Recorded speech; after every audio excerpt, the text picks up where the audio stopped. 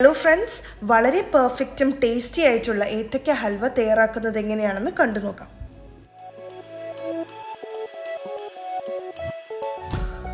നന്നായിട്ട് പഴുത്തിട്ടുള്ള ഇതുപോലെ തൊലിയെല്ലാം കറക്കാൻ തുടങ്ങിയിട്ടുള്ള 3 അത്യാവശ്യം വലിപ്പമുള്ള ഏത്തപ്പഴമാണ് എടുത്തിട്ടുള്ളത്.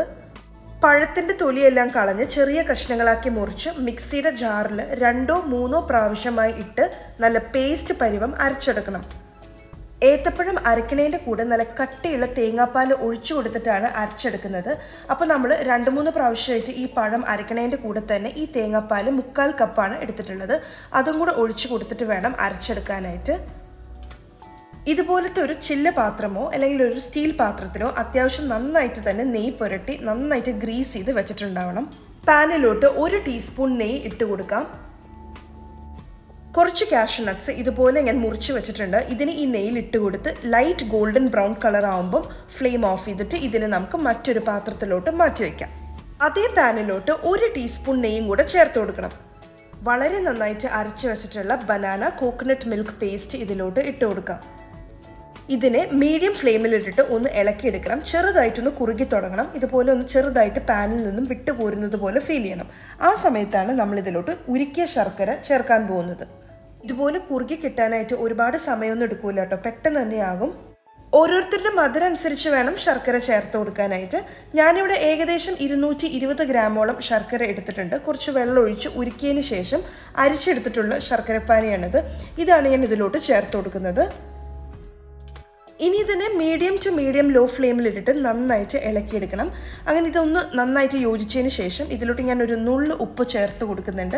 ഇതും കൂടെ ചേർത്ത് കൊടുത്ത് നന്നായിട്ട് മിക്സ് ചെയ്തെടുക്കാം. ഇനി നമുക്ക് കുറച്ച് സമയം എടുത്ത് തന്നെ ഇതിനെ മിക്സ് ചെയ്തെടുക്കണം. ഏകദേശം ഒരു അരമണിക്കൂറോളമൊക്കെ ചിലപ്പോൾ വേണ്ടി വരും, ചിലപ്പോൾ അതിനേലും കുറവ് മതി.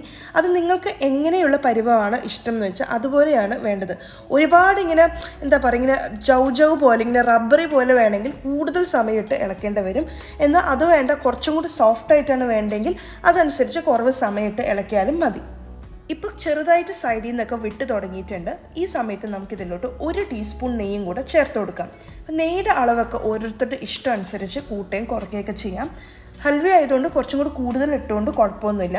പക്ഷേ ഇന്നത്തെ റെസിപ്പിയിൽ ഞാൻ 3 ടീസ്പൂൺ മാത്രമാണ് ടോട്ടൽ ഞാൻ നെയ്യ് ചേർക്കുന്നുള്ളൂ.